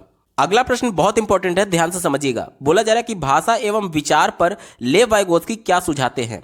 देखिए जीन पियाजे और लेव वाइगोत्स्की के द्वारा भाषा और विचार को लेकर के अलग अलग सिद्धांत दिए गए हैं, जहां लेव वाइगोत्स्की ये मानते थे कि पहले भाषा आती है फिर विचार जन्म लेता है। कैसे? ध्यान से समझिएगा। मान लीजिए एक छोटा बच्चा है, 6 महीने का है, वो जब उसे भूख लगता है तो वो क्या करता है? रोने लगता है। उसके पास उस समय उसकी भाषा रोना ही है, रो करके ही वो व्यक्त करता है कि मुझे भूख लगी है। जब उसकी माता उसको रोते हुए देखती है तो उसे समझ में आ जाता है कि हाँ, बच्चे को भूख लगी होगी, इसलिए बच्चा रो रहा है। यानी कि पहले बच्चे ने भाषा बोला, यानी रो करके अपने आप को अभिव्यक्त किया, उसके बाद से उसकी माता के मन में विचार आया कि हाँ, बच्चे को भूख लगी होगी, इसलिए बच्चा रो रहा है। यानी भाषा पहले और विचार बाद में, ये लेव वाइगोत्स्की मानते थे। वहीं जीन पियाजे इसका ठीक उल्टा मानते थे। जीन पियाजे ये मानते थे कि पहले विचार जन्म लेता है तब भाषा आती है। कैसे, इसको समझिए। अगर मैं बोलूं कि वह जानवर है, ध्यान से समझिएगा, मैं बोल रहा हूं कि वह जानवर है, तो यहां पर जानवर को दो प्रकार से रिप्रेजेंट किया जा सकता है। हो सकता है कि वाकई में कोई जानवर हो, या फिर यह भी हो सकता है कि कोई व्यक्ति हो जो कि इतना ज्यादा निर्दयी हो, जो कि जानवर की तरह व्यवहार कर रहा हो। जैसे कि मान लीजिए एक छोटे बच्चे को कोई व्यक्ति बहुत ज्यादा पीट रहा है, तो हम लोग बोलते हैं ना कि तुम एकदम बिल्कुल जानवर ही हो। तो यानी कि अगर कोई व्यक्ति जानवर की तरह व्यवहार भी करता है तो उसके लिए भी जानवर वर्ड यूज किया जाएगा, और अगर वाकई में जानवर है तो उसके लिए भी जानवर वर्ड यूज किया जाएगा। यहां पर बोला गया कि वह जानवर है, ये भाषा हो गया, भाषा हो गया। अब ये भाषा तभी समझ में आएगी जब बोलने वाला का विचार स्पष्ट होगा कि वाकई में उसने कुत्ते के लिए प्रयोग किया था, या फिर व्यक्ति के संदर्भ में निर्दयी होने के कंडीशन में उसने बोला था कि वह जानवर है। ठीक है, यानी कि यहां पर विचार इंपॉर्टेंट है, तभी जाकर के हम इस लैंग्वेज, इस भाषा की वह जानवर है का अर्थ निकाल सकते हैं। तो जीन पियाजे ये मानते थे कि विचार पहले आता है और भाषा बाद में आती है। वहीं लेव वाइगोत्स्की ये मानते थे कि पहले भाषा आती है और विचार बाद में आता है। ठीक है, इसी को ध्यान में रखकर के उत्तर ढूंढेंगे। हमसे प्रश्न वाइगोत्स्की के अनुसार पूछा गया था, यानी भाषा पहले और विचार बाद में। ऑप्शन नंबर 1 में देखिए, भाषा संज्ञानात्मक विकास को निर्देशित करती है, यह विकल्प बिल्कुल एप्रोप्रिएट है। ऑप्शन नंबर 1 सटीक जवाब होगा। अगला प्रश्न पूछा गया था, बच्चों में सृजनात्मकता को किस प्रकार सुसाध्य किया जा सकता है। सृजनात्मकता यानी क्रिएटिविटी की बात की जा रही है। तो बच्चे को जितना सक्रिय होकर के अपने आपको अभिव्यक्त करने का मौका दिया जाएगा, खुद करके सीखने का मौका दिया जाएगा, उतना ही अन्वेषण के माध्यम से, उतना ही बच्चों के लिए सृजनात्मकता उसमें विकसित की जा सकती है। इसी को ध्यान में रखकर के उत्तर ढूंढेंगे। यानी कि जो कक्षा होगी वो बाल केंद्रित होना चाहिए, बालक के अनुभव को महत्व देने की बात होनी चाहिए। चौथे विकल्प से शुरुआत करेंगे, केवल अनुकरण करके। मैं बार बार कह रहा हूं, जहां पर भी केवल, एकमात्र, एक ही, यही, ये सभी वर्ड आते हैं वो विकल्प को संकुचित कर देते हैं, कभी भी हमारा उत्तर नहीं होगा। केवल वर्ड निगेटिव है, हमारा उत्तर नहीं होगा। अब आपको आगे विचार करना ही नहीं था। तीसरा देखिए, लगातार अभ्यास और दोहरा करके। दोहराना यानी कि रटने पर बच्चा जोर दे रहा है, बार बार अभ्यास यानी ड्रिलिंग की बात की जा रही है। देखिए, बार बार रस्सी खींचते हुए कुएं पर भी निशान पड़ जाता है, गड्ढा पड़ जाता है। बच्चे का दिमाग कोई पत्थर थोड़ी है जिससे घिस घिस कर अभ्यास के माध्यम से बिल्कुल घिस देना है। बच्चे को संरचनात्मक तौर पर सिखाना है, यानी कि खुद सक्रिय होकर के अपने ज्ञान की रचना करना है। अभ्यास और दोहराना बार बार निगेटिव सेंस में होता है, हमारा उत्तर नहीं होगा। और वैसे भी आप समझ लीजिए कि देखिए, एक बार जब बच्चे ने कुछ व्यवहार किया तो वो उसके बारे में सीख चुका है, तो क्या ये जरूरी है कि उस व्यवहार को बार बार दोहराए? उसे रटना थोड़ी है। जब एक बार बच्चे ने सीख लिया तो उसे बार बार क्यों दोहराना, बार बार एक ही चीज का अभ्यास क्यों करना? ये निगेटिव सेंस में हमारा उत्तर नहीं होगा। दूसरा देखिए, अध्यापक केंद्रित शिक्षा शास्त्र। ये यानी कि शिक्षक केंद्रित शिक्षा शास्त्र की बात कर रहा है, जिसमें शिक्षक को तवज्जो दी जा रही है और बालक बिल्कुल निष्क्रिय बना हुआ है। तो ये भी विकल्प हमारा नहीं होगा। एक ही विकल्प बचा, ऑप्शन नंबर 1 देखिए, अन्वेषण प्रोत्साहित करके। अन्वेषण यानी कि खोज करने की बात की जा रही है। बच्चा खोज कैसे करेगा? जब सक्रिय होगा, खुद सहभागिता दिखाएगा। ऑप्शन नंबर 1 बिल्कुल एप्रोप्रिएट है और यही इसका बिल्कुल सटीक जवाब होगा। अगला प्रश्न पूछा गया है, गुणज वैफल्य सीधे तौर पर निम्न में से किससे संबंधित है? गुणज वैफल्य यानी कि सीधे तौर पर हमसे डिसकैलकुलिया की बात की जा रही है, यानी कि गणितीय संकल्पनाओं के अधिगम में कठिनता। गणितीय संक्रिया जो होती है, जोड़ घटाना गुणा भाग, उसके कैलकुलेशन में बच्चे को दिक्कत आती है, कठिनता आती है। ऑप्शन नंबर 4 में देखिए, गणितीय संकल्पनाओं के अधिगम में कठिनता। ऑप्शन नंबर 4 यहां पर बिल्कुल एप्रोप्रिएट होगा। अगला प्रश्न फिर से आपको कंफ्यूज करने के लिए दिया गया, बहुत महत्वपूर्ण है, ध्यान से समझिएगा। पूछा जा रहा है कि शिक्षा का अधिकार अधिनियम 2009 के अंतर्गत निजी विद्यालयों में आर्थिक रूप से कमजोर वर्ग के विद्यार्थियों के दाखिले हेतु सीटों के आरक्षण का प्रावधान है। इन छात्रों के सफल समावेशन हेतु एक अध्यापक को किस तरह के शिक्षा शास्त्र का इस्तेमाल करना चाहिए? प्रश्न क्या पूछा जा रहा है, इसको समझिए। आरटी एक्ट 2009 के तहत 6 से 14 साल के बच्चों के लिए फ्री एवं अनिवार्य शिक्षा का प्रावधान किया गया है। आप सरकारी स्कूल में कहीं पर भी जाकर के फ्री में एजुकेशन ले सकते हैं। लेकिन क्या हो कि किसी पर्टिकुलर क्षेत्र में कोई सरकारी विद्यालय ही ना हो, तो वहां के बच्चे कैसे फ्री में पढ़ेंगे? तो उनके लिए एक प्रावधान यह किया गया कि ऐसे स्थान पर अगर कोई प्राइवेट स्कूल है जहां पर वो जा करके बच्चा एडमिशन ले सकता है, क्योंकि प्रत्येक प्राइवेट स्कूल में कुछ सीटें आर्थिक रूप से कमजोर बालकों के लिए आरक्षित होती हैं, जिसका पूरा वहन जो है वो राज्य सरकार उठाती है। ठीक है, तो वहां पर जाकर के बच्चा एडमिशन ले सकता है, फ्री में पढ़ाई कर सकता है। अब हमसे यह प्रश्न पूछा जा रहा है कि इन बच्चों के लिए जो आर्थिक रूप से कमजोर बालक है, जाहिर सी बात है जब 90 बच्चे फीस दे करके आए हैं और 10 बच्चे ऐसे हैं जो कि बिना फीस के आए हैं, तो उनमें भेदभाव तो किया जाएगा, एज ए टीचर के द्वारा भी किया जाएगा और बच्चे भी उसको हो सकता है चिढ़ा सकते हैं। तो इन सबके सफल समावेशन के लिए क्या आवश्यक है, ये हमसे पूछा जा रहा है। चलिए, आपको देख करके लग रहा होगा चौथा विकल्प की समानता पर आधारित, यानी कि सबको समान करने की बात की जा रही है, ये आपको लग रहा होगा कि सही है, लेकिन ये गलत है। कैसे गलत है, इसको समझिए, ध्यान से समझिएगा। आरटी एक्ट 2009 के अंतर्गत कानून तो बना दिया गया है कि सब एक समान है, सबको एक नजर से दिखना है, सबको फ्री शिक्षा की रिक्वायरमेंट है और सबको फ्री शिक्षा अनिवार्य कर दिया गया है, यानी समानता सबके तौर पर है, तभी तो आपको फ्री में एजुकेशन दिया जा रहा है, चाहे प्राइवेट स्कूल में भी। तो यहां पर समानता इंपॉर्टेंट नहीं है, क्योंकि कानून तो उसके लिए है। अब एज ए टीचर कक्षा में जब आप जाएंगे तो आपकी जिम्मेदारी ये होनी चाहिए कि बच्चा समानता के आधार पर विद्यालय में आ चुका है, अब विद्यालय में वो कंफर्टेबल फील करे, इसलिए जरूरी ये है कि बच्चे की हिस्सेदारी होनी चाहिए, यानी बच्चा सक्रिय होना चाहिए, कक्षा में भागीदारी करे। ठीक है, इसलिए ऑप्शन नंबर 3 साम्यता की बात की गई है, जिसे अंग्रेजी में इक्विटी बोलते हैं। इक्विटी का मतलब होता है हिस्सेदारी। आप शेयर बाजार में इक्विटी सुनते होंगे, इक्विटी का मतलब ही होता है हिस्सेदारी, यानी कि हिस्सेदारी कहने का मतलब कि जो बच्चा कमजोर वर्ग का था, आर्थिक रूप से कमजोर था, गरीब था, जिसका फ्री में एडमिशन हुआ है, उस बच्चे को भी कक्षा में हिस्सेदारी दिया जाए, उसके भी अनुभव को सम्मान दिया जाए, उसको भी कक्षा में अपने आप को अभिव्यक्त करने का मौका दिया जाए। इससे बच्चा जो है वो कंफर्टेबल फील करेगा उस विद्यालय में। यह सबसे ज्यादा एप्रोप्रिएट है और यही इसका सटीक जवाब होगा। अब समानता का अधिकार गलत हो गया, अलगाव तो बिल्कुल भी नहीं होगा और भेदभाव बिल्कुल भी नहीं होगा। ऑप्शन नंबर 3 बिल्कुल एप्रोप्रिएट जवाब है। अगला प्रश्न पूछा गया था, एक समावेशी कक्षा में सूचना को किस तरह से प्रस्तुत करना चाहिए, यानी इंफॉर्मेशन को किस प्रकार से रिप्रेजेंट करना चाहिए एक समावेशी कक्षा में, ये हमसे बोला जा रहा है। समावेशी कक्षा का मतलब ये होता है, चाहे बालक किसी भी शारीरिक अक्षमता से क्यों ना जूझ रहा हो, किसी भी अधिगम विकार से क्यों ना जूझ रहा हो, कितने भी विभिन्नताएं क्यों ना है, बच्चे में एक दूसरे से अलग क्यों ना है, सबको एक ही कक्षा में, एक ही विद्यालय में पढ़ाने की बात की जाती है समावेशी कक्षा में, यानी सबको एक समान रूप से देखना है, चाहे बालक में किसी भी प्रकार की कमी क्यों ना हो। इसी को ध्यान में रखकर के उत्तर ढूंढेंगे। पहला दिया गया केवल शाब्दिक रूप में, ये इंफॉर्मेशन को केवल शाब्दिक रूप में यानी कम्युनिकेट करने की बात की जा रही है, ये विकल्प निगेटिव है, हमारा उत्तर नहीं होगा। दो तरीके से निगेटिव है, कैसे समझिएगा। केवल वर्ड आपको दिख गया, अब आपके आगे पढ़ने की आवश्यकता ही नहीं थी। केवल जहां पर भी केवल, एकमात्र, एक ही, यही, ये सभी वर्ड निगेटिव होते हैं, जो कि विकल्प को संकुचित कर देते हैं। इस वजह से ये विकल्प निगेटिव हो गया, हमारा उत्तर नहीं होगा। वैसे भी आप समझिएगा, जैसे कि केवल शाब्दिक तौर पर यानी कि बोल करके इंफॉर्मेशन को बच्चों को देने की बात की जा रही है। इससे क्या होगा कि जो बच्चे सुन नहीं सकते, जो श्रवण बाधित है, वो इंफॉर्मेशन को कैसे लेंगे जब केवल आप शाब्दिक तौर पर बोल रहे हैं।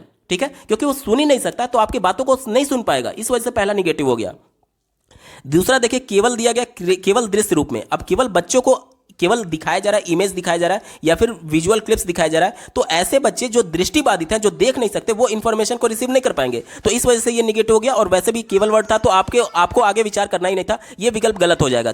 तीसरा देखिए, केवल मौखिक रूप से। मौखिक रूप से यानी फिर से बोलने की बात की जा रही है, यानी जो श्रवण बाधित था, जो सुन नहीं सकता, उसके लिए इंफॉर्मेशन को रिसीव करना कठिन होगा, ये भी विकल्प निगेटिव हो गया। ऑप्शन नंबर 4 देखिए, बहुल रूप से, यानी कि विभिन्न प्रकार से इंफॉर्मेशन को रिप्रेजेंट करने की बात की जा रही है, यानी कि जैसी जिस बच्चे की जरूरत है उसके हिसाब से इंफॉर्मेशन को रिप्रेजेंट करने की बात की जा रही है, तो यह विकल्प बिल्कुल एप्रोप्रिएट है और यही इसका सटीक जवाब होगा। यानी कि अगर बच्चा जो बच्चा देख नहीं सकता, उसके लिए ब्रेल लिपि की आवश्यकता है, तो उसके हिसाब से ब्रेल लिपि का इंतजाम किया जा रहा है। और जो बच्चा सुन नहीं सकता, उसके लिए विजुअल क्लिप्स की आवश्यकता है, और जो बोल नहीं सकता, उसके लिए साइन लैंग्वेज की आवश्यकता है। तो सभी प्रकार से इंफॉर्मेशन को अगर रिप्रेजेंट किया जाएगा, तो सभी प्रकार के बच्चों को हेल्प मिलेगी इंफॉर्मेशन को रिसीव करने में, और यह समावेशी कक्षा का बिल्कुल उदाहरण होगा। विकल्प नंबर 4 बिल्कुल एप्रोप्रिएट है।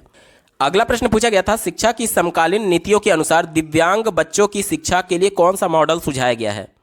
ऑप्शन नंबर 2 देखिए, समावेशी शिक्षा इसका बिल्कुल सटीक उदाहरण होगा, क्योंकि बालक में किसी भी प्रकार की अक्षमता क्यों ना हो, विकलांग क्यों ना हो, अधिगम विकार से क्यों ना जूझ रहा हो, हम लोग सबको समावेशी शिक्षा के अंतर्गत सबको एक ही विद्यालय में, एक ही कक्षा में, एक ही छत के नीचे पढ़ाते हैं। ठीक है, ये होता है समावेशी शिक्षा। तो विकल्प नंबर 2 यहां पर बिल्कुल एप्रोप्रिएट होगा। अगला प्रश्न पूछा गया था, अधिगम प्रक्रिया के बारे में निम्नलिखित में से कौन सा कथन गलत है, निगेटिव सेंस में हमसे पूछा जा रहा है। चलिए इसी को ध्यान में रखकर के उत्तर ढूंढेंगे। चौथा विकल्प दिया गया है, अधिगम चक्रीय रूप से होता है, अनुरेखीय रूप से नहीं। ये बात बिल्कुल सही है। जैसे कि देखिए, मान लीजिए ये बच्चा ने प्रयास किया और इसके बाद से ये अधिगम का वक्र अगर मैं खींचूं, तो ये इस प्रकार से बिल्कुल ऐसा नहीं होता है कि बच्चा प्रयास किए जा रहा है और अधिगम बिल्कुल ऐसा ही होता है, ऐसा नहीं होता है। क्योंकि कई बार ऐसा होता है कि प्रयास करने के बावजूद भी बच्चा नहीं सीख पा रहा होता है, यानी कि ये एक रेखीय नहीं होता है, अनुरेखीय नहीं होता है। ठीक है, ये चक्रीय होता है। चक्रीय यानी कि कुछ इस प्रकार से संरचना जा रही होती है, कभी वो सीख पा रहा होता है, कभी नहीं सीख पा रहा होता है, इस प्रकार से संरचना हो सकती है। ठीक है, इसे चक्रीय फॉर्म बोला जाता है, यानी प्रयास करने के बावजूद भी बच्चा हो सकता है कि सीखने में कठिनाई महसूस कर रहा हो विभिन्न प्रकार के पर्यावरणीय कारक की वजह से। इस वजह से ये चक्रीय रूप में होता है, ना कि अनुरेखीय रूप में। चौथा विकल्प बिल्कुल पॉजिटिव है, और चूंकि हमसे निगेटिव सेंस में पूछा गया था, इस वजह से ये विकल्प हमारा नहीं हो सकता। तीसरा देखिए, अधिगम व्यक्तिगत और पर्यावरणीय कारकों पर निर्भर करता है। ये भी बात बिल्कुल सही है। व्यक्तिगत कारक मतलब कि अगर बच्चा खुद से रुचि नहीं ले रहा है तो आप कितना भी एज ए टीचर आप उसको पढ़ा करके देख लीजिए, बच्चा जब खुद तत्पर नहीं है तो वो चीज़ों को नहीं सीख सकता। और पर्यावरणीय कारक क्या हो गया? पर्यावरणीय कारक ये हो गया कि मान लीजिए बच्चा जिस विद्यालय में पढ़ा है वहाँ आसपास कुछ बार बार ऐसी घटनाएं हो रही हैं जो कि बच्चे का ध्यान आकर्षित कर रही हैं। क्योंकि जब भी बच्चा किसी चीज़ में मन लगा रहा है, अगर अचानक से कुछ हैमर पीटने की आवाज़ आने लगी, हथौड़े पीटने की आवाज़ आने लगी, तो बच्चे का ध्यान तुरंत उसकी तरफ आकर्षित हो जाएगा और इससे बच्चे का ध्यान भंग हो जाएगा और वो अधिगम करने में अपना पूरा ध्यान केंद्रित नहीं कर पाएगा। यानी कि अधिगम जो प्रभावित होता है वो व्यक्तिगत और पर्यावरणीय कारक दोनों के वजह से प्रभावित होता है और उस पर आधारित होता है। ये भी विकल्प बिल्कुल पॉजिटिव है, और चूंकि हमसे नेगेटिव सेंस में पूछा गया था, इस वजह से ये हमारा उत्तर नहीं हो सकता। पहला देखिए, अधिगम एक निरंतर प्रक्रिया, जाहिर सी बात है ये जीवन पर्यंत चलने वाली प्रक्रिया है, तो ये भी विकल्प बिल्कुल एप्रोप्रिएट है, इस वजह से उत्तर नहीं होगा। एक ही विकल्प बचा, ऑप्शन नंबर 2 देखिए, अधिगम प्रक्रिया में त्रुटियां और गलतियां अप्रासंगिक है। ये विकल्प निगेटिव है। कैसे? देखिए, अगर आप किसी कॉम्पिटिटिव एग्जाम की तैयारी कर रहे हैं और अगर आप असफल हो गए तो ये आपकी क्या मानी जाएगी? गलती मानी जाएगी और त्रुटि मानी जाएगी। बावजूद इसके आपने उस परीक्षा को पास करने के लिए बहुत प्रयास किया था, तो अधिगम की परिभाषा ही ये कहती है कि प्रयास के माध्यम से आपके व्यवहार में जो परिवर्तन हुआ वो अधिगम बोला जाएगा। देखिए, भले ही आप उस परीक्षा में असफल लगे थे, आपकी त्रुटि थी, बावजूद इसके जब अगली बार उस कॉम्पिटिटिव एग्जाम में आप बैठेंगे तो कम से कम आपको ये पता है कि पिछली बार की गलतियों को आपको नहीं दोहराना है। तो पिछली बार जो आपने प्रयास किया था उसके माध्यम से आपके व्यवहार में परिवर्तन हुआ और उससे आपको पता चला कि अगली बार मैं ये गलती नहीं दोहराऊंगा, यानी कि आपके व्यवहार में परिवर्तन हुआ, यानी कि वो अधिगम हो चुका है। तो भले ही बच्चे गलती करे या फिर त्रुटि करे, वो भी अधिगम का ही पार्ट होता है। और ये विकल्प कह रहा है कि ये अप्रासंगिक है, इस वजह से ये निगेटिव सेंस में था, और चूंकि हमसे निगेटिव सेंस में पूछा गया था, इस वजह से विकल्प नंबर 2 एप्रोप्रिएट जवाब होगा। अगला प्रश्न पूछा गया था, बच्चे को बारंबार यह बोलने से कि वह अधिगम के लिए योग्य नहीं है किस संभावना को बढ़ावा देता है। मतलब कि एक बच्चे को एज ए टीचर आप बार बार बोल रहे हैं कि तुम पढ़ने योग्य नहीं हो, तुम पढ़ने योग्य नहीं हो, तो इससे बच्चा क्या होगा? बच्चा डीमोटिवेट हो जाएगा। ठीक है, इसी को ध्यान में रख करके उत्तर ढूंढेंगे। चौथा विकल्प दिया गया, बच्चे के अधिगम पर कोई प्रभाव नहीं पड़ेगा, तो ये विकल्प गलत है। बच्चा अधिगम के प्रति अभिप्रेरित होगा। तो जब आप बच्चे को नीचा दिखा रहे हैं तो वो मोटिवेट कहाँ हो रहा है? वो तो डीमोटिवेट होगा ना, तो अभिप्रेरित नहीं होगा, बल्कि ये गलत है। ठीक है। दूसरा देखिए, अधिगम की गति में तेजी आ जाएगी। तो तेजी कब आती है? अधिगम सीखने की प्रक्रिया में तेजी कब आती है? जब बच्चा रुचि लेता है, इंटरनल मोटिवेशन उसके वजह से जनरेट होता है। जब बच्चा डीमोटिवेट हो रहा है तो रुचि कहाँ लेगा? इस वजह से ये विकल्प निगेटिव है, हमारा उत्तर नहीं होगा। एक ही विकल्प बचा, ऑप्शन नंबर 1 देखिए, बच्चे अधिगम के प्रति अनुप्रेरित निष्प्रेरित हो जाएंगे, यानी कि डीमोटिवेट होने की बात की जा रही है। यही विकल्प बिल्कुल एप्रोप्रिएट है और यही इसका सटीक जवाब होगा। अगला प्रश्न पूछा गया, समस्या समाधान कौशल को किस प्रकार बढ़ाया जा सकता है, यानी कि प्रॉब्लम सॉल्विंग एबिलिटी की बात की जा रही है कि किस प्रकार से इन्हांस किया जा सकता है। पहले विकल्प से शुरुआत करेंगे। कहा जा रहा है कि उपकरणों और सामग्रियों के परंपरागत इस्तेमाल पर ध्यान देकर के, परंपरागत इस्तेमाल यानी कि कन्वेंशनल यूजेज की बात की जा रही है। जैसे कि मान लीजिए एक प्रॉब्लम को सॉल्व करने की एक विधि थी, लेकिन उस विधि के माध्यम से आप प्रॉब्लम को नहीं सॉल्व कर पा रहे हैं, तो आप उसी विधि को लेकर के पकड़े थोड़ी रहेंगे, आप किसी अल्टरनेट प्रोसेस का इस्तेमाल कर रहे होंगे उस प्रॉब्लम को सॉल्व करने के लिए। और ये विकल्प क्या कह रहा है कि उसी पुरानी विधि, परंपरागत विधि का प्रयोग कर रहे हैं आप, तो ये विकल्प निगेटिव है। जब उस विधि से सॉल्व नहीं हो रहा तो आप नई विधि को अपनाइए, अल्टरनेट प्रोसेस अपनाइए, तो ये विकल्प निगेटिव था, हमारा उत्तर नहीं होगा।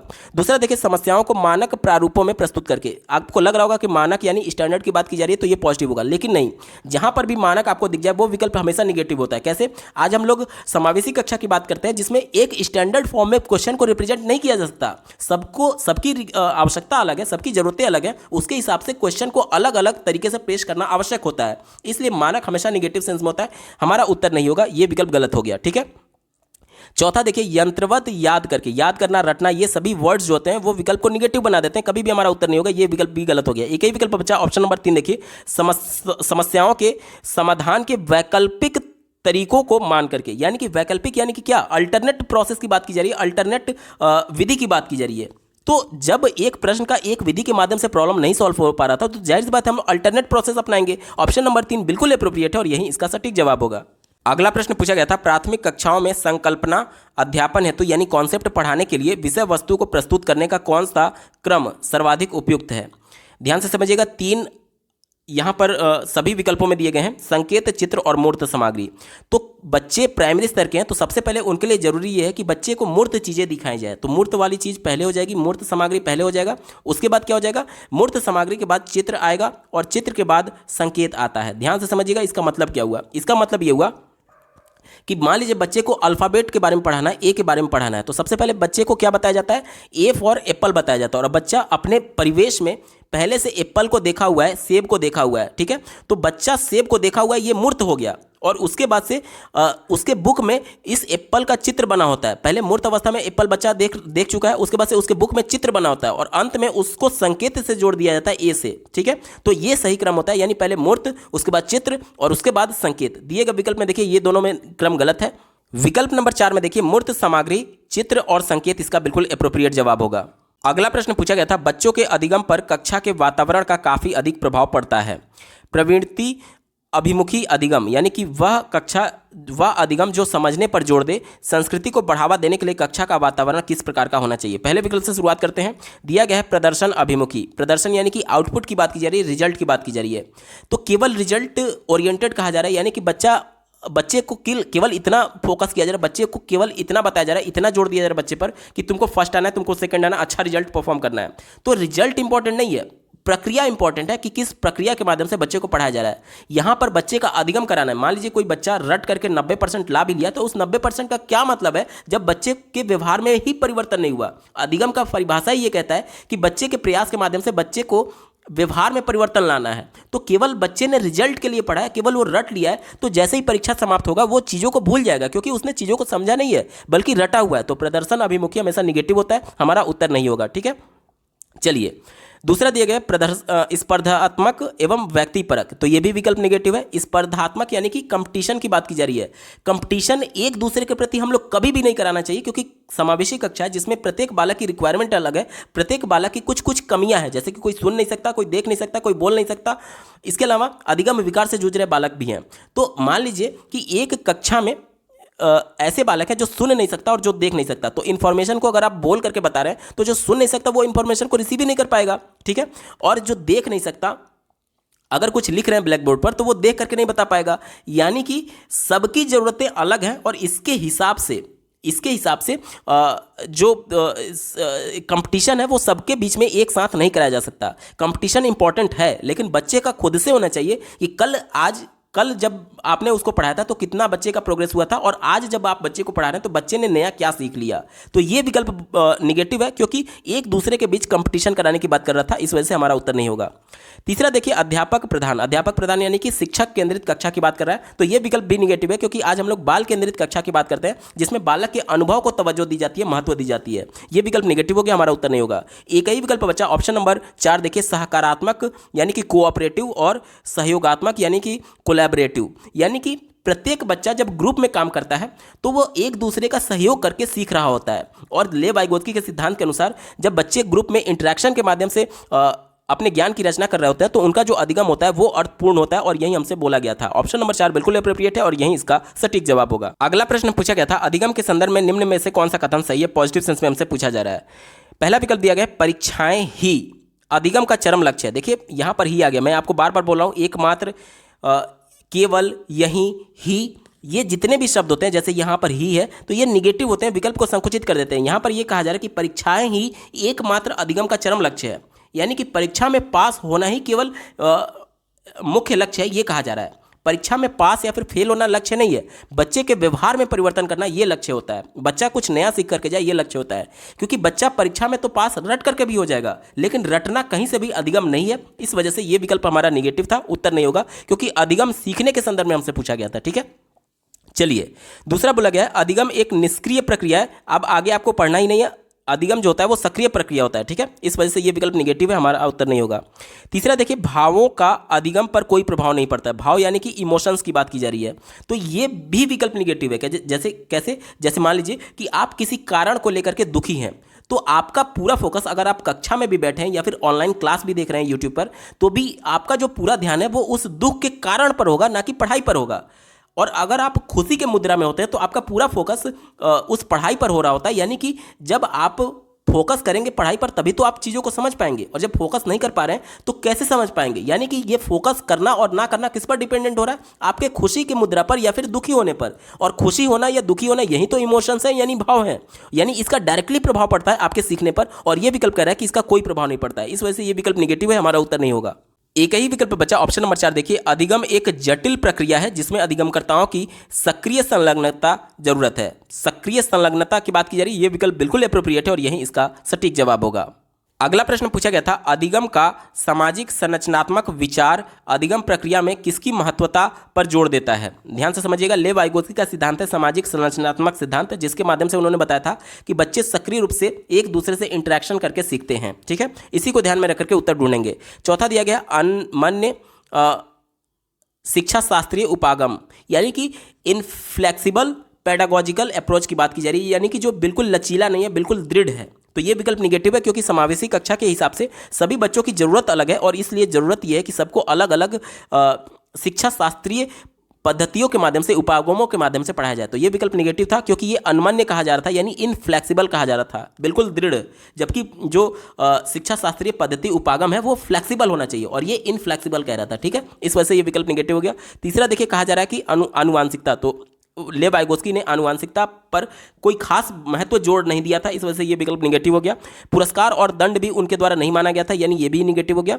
उनका ये मानना था कि बच्चे जब रुचि ले रहे हैं, यानी किसी भी चीज़ को जानने के लिए जब उत्सुक है, तो उत्सुकता की वजह से उसमें रुचि जनरेट होगा और रुचि की वजह से उसमें इंटरनल मोटिवेशन जनरेट होगा। तो जब इंटरनल मोटिवेशन बच्चे में है, तो बाहर से पुरस्कार यानी कि एक्सटर्नल मोटिवेशन की जरूरत ही क्या है, इस वजह से ये निगेटिव है, हमारा उत्तर नहीं होगा। एक ही विकल्प बचा ऑप्शन नंबर 1। देखिए, पारस्परिक क्रियाएं।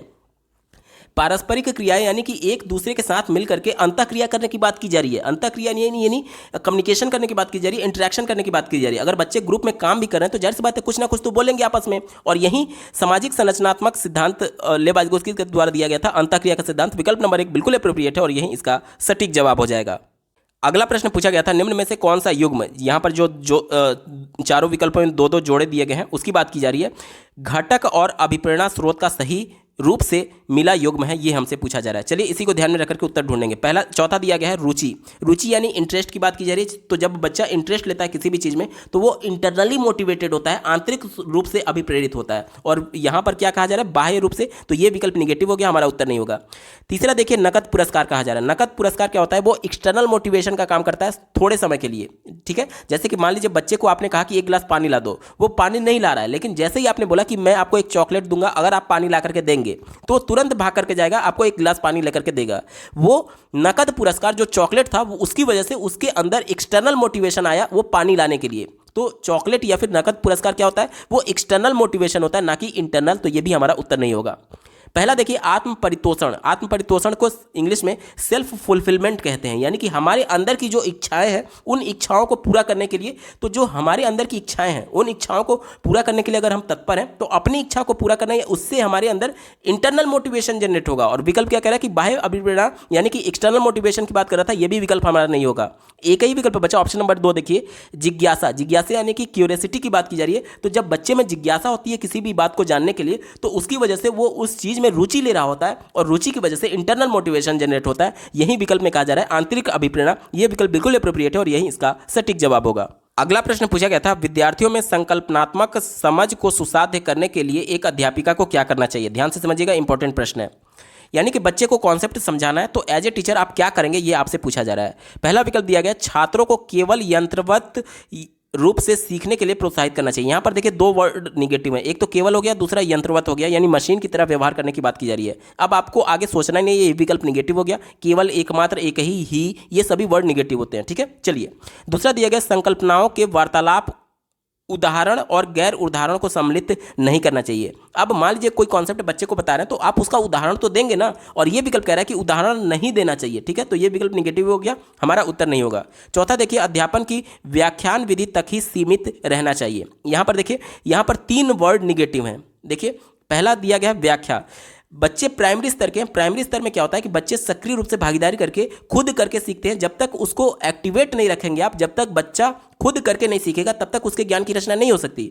हायर क्लास में ये पॉसिबल है कि बच्चे को आप लेक्चर देकर के चले जाइए, बच्चे सीख जाएंगे। लेकिन अगर प्राइमरी स्तर की बात करें तो एनसीएफ 2005 और राष्ट्रीय शिक्षा नीति 2020 दोनों ये मानते हैं कि बच्चे को सक्रिय रूप से भागीदारी करा करके गतिविधि के माध्यम से या फिर खेल के माध्यम से आपको बच्चे को बताना है। तो व्याख्या वर्ड निगेटिव होता है। पहला तो ये निगेटिव हो गया। दूसरा देखिए, ही, एकमात्र, केवल, यही, ये सभी वर्ड निगेटिव होते हैं। दूसरा ये निगेटिव हो गया। तीसरा देखिए, सीमित करने की बात की जा रही है, यानी लिमिट लगाने की बात की जा रही है। तो यहाँ पर 3 निगेटिव वर्ड थे, इस वजह से ये विकल्प हमारा नहीं होगा।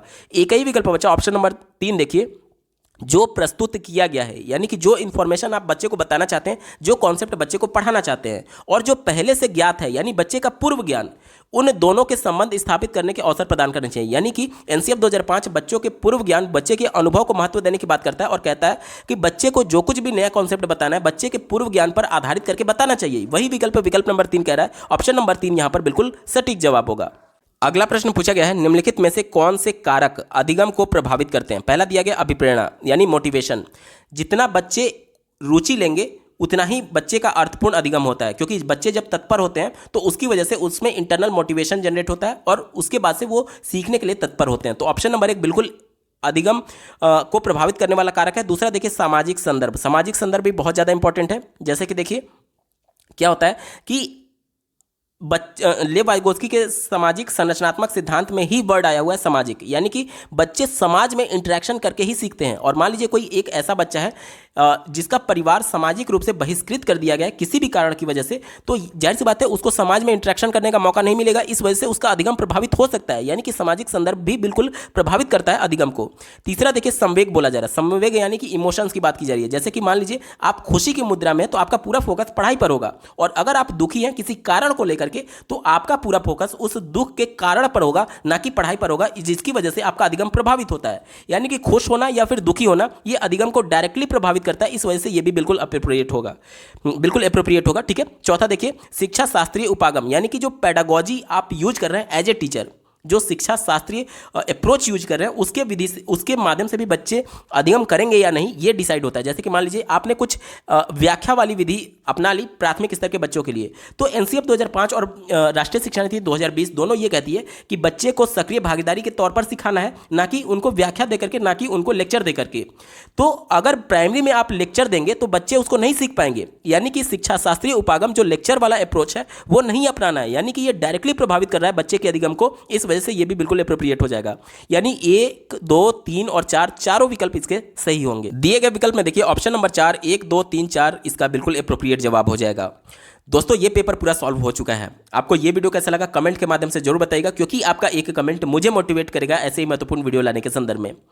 अगर आप सीटेट अपर प्राइमरी और प्राइमरी प्रीवियस ईयर सभी शिफ्टों के कंप्लीट पेपर सॉल्यूशन को डिटेल में देखना चाहते हैं, इसके अलावा सीटेट में पूछे जाने वाले सभी सब्जेक्ट्स के कंप्लीट पेडागोजी को डिटेल में पढ़ना चाहते हैं, तो इस वीडियो के बाद इस वीडियो का डिस्क्रिप्शन जरूर चेक करिएगा। और अगर आप चैनल पर पहली बार विजिट कर रहे हैं तो इसको सब्सक्राइब करते हुए बेल आइकन को जरूर प्रेस कर लीजिएगा, सीटेट, यूपीटेट और सुपर टेट की बेहतरीन तरीके से तैयारी करने के संदर्भ में। इस वीडियो को देखने के लिए आपका बहुत बहुत धन्यवाद। भगवान करे आपका दिन शुभ हो।